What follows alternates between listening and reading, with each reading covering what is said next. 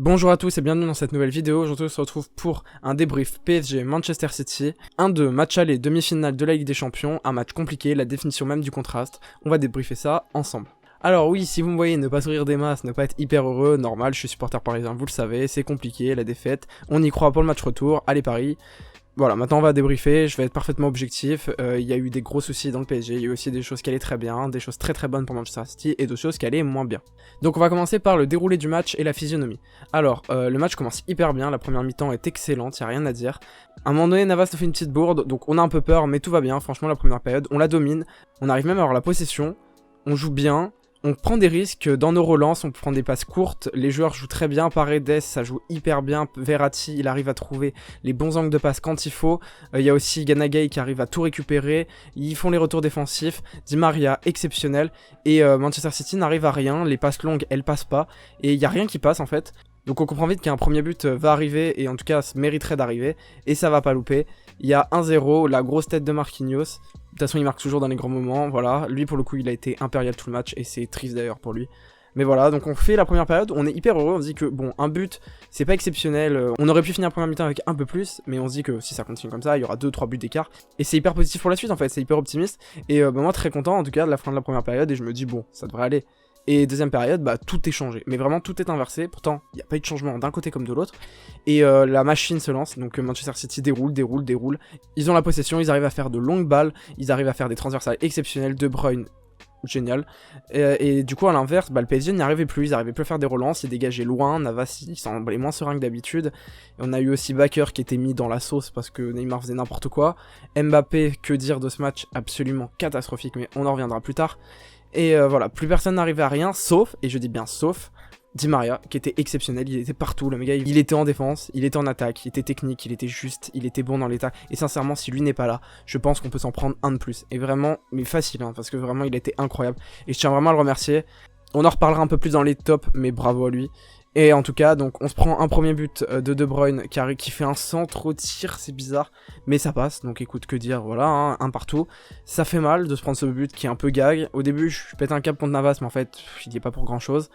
Et le deuxième but, le coup franc, mais... Alors le coup franc est beau, mais il est mal tiré. Mais c'est surtout qu'on dirait que c'est Moïse en fait. On aurait dit que Mahrez était Moïse, le mur parisien s'est disloqué devant lui, vraiment il s'est ouvert, et le but bah il était tout ouvert et Navas pouvait pas faire grand chose en fait. Deux buts un peu gag, en tout cas largement évitables et qui n'ont pas été évités, et c'est là aussi qu'on voit la différence entre les très grands et les moins grands.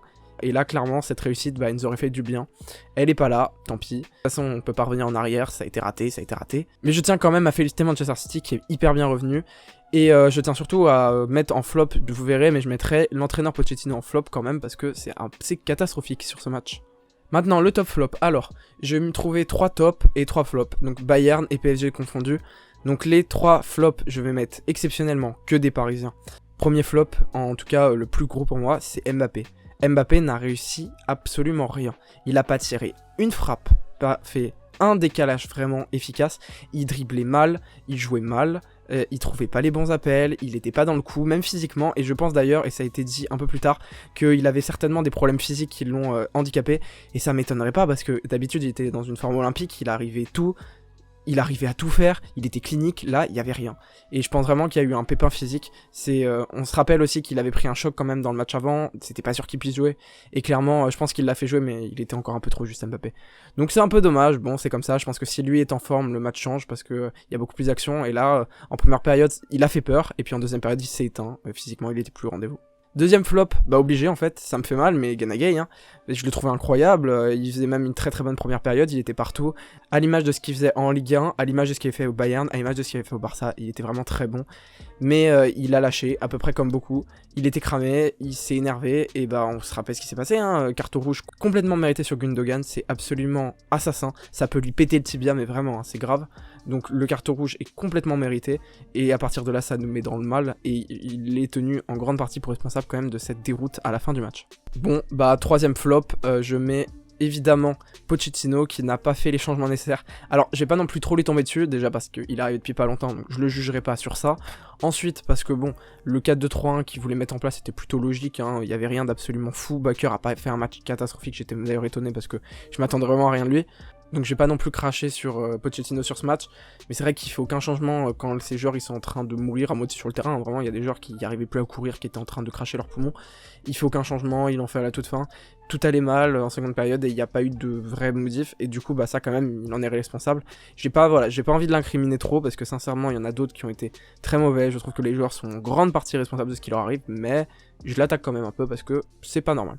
Et pour terminer, en top, j'en mets 3, donc en premier je mets Di Maria, voilà, Di Maria qui a été vraiment très très bon, et sans lui, encore une fois, on en met moins, et on s'en prend plus.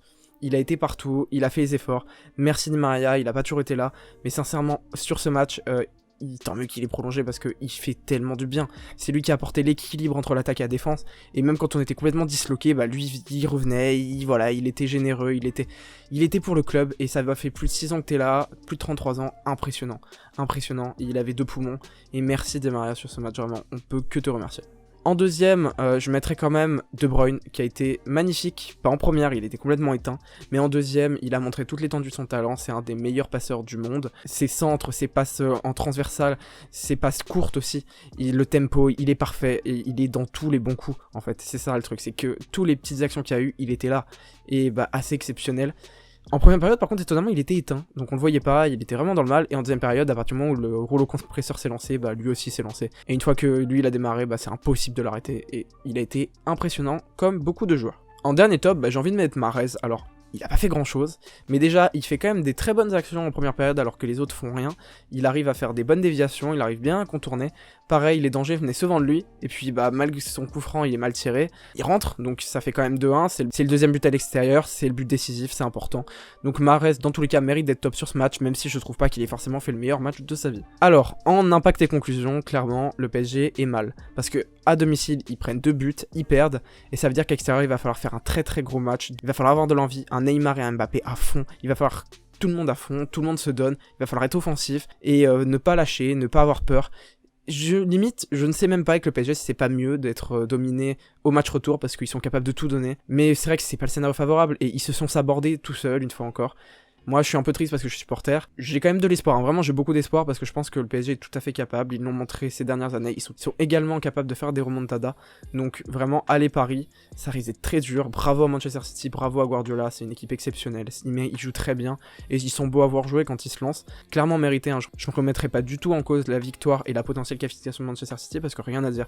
L'arbitrage a été bon et voilà, Manchester City a très bien joué. C'est mérité. Ça fait mal, mais c'est normal. Merci. En tout cas, j'espère que vous avez apprécié la vidéo. N'hésitez pas à la partager, à la liker, à vous abonner pour voir plus de mes vidéos et du contenu. On a également un compte Twitter, le.sport, dans la description. Et j'espère vous poster l'avant-match et le débrief du match retour pour une finale potentielle du PSG. Allez Paris, merci.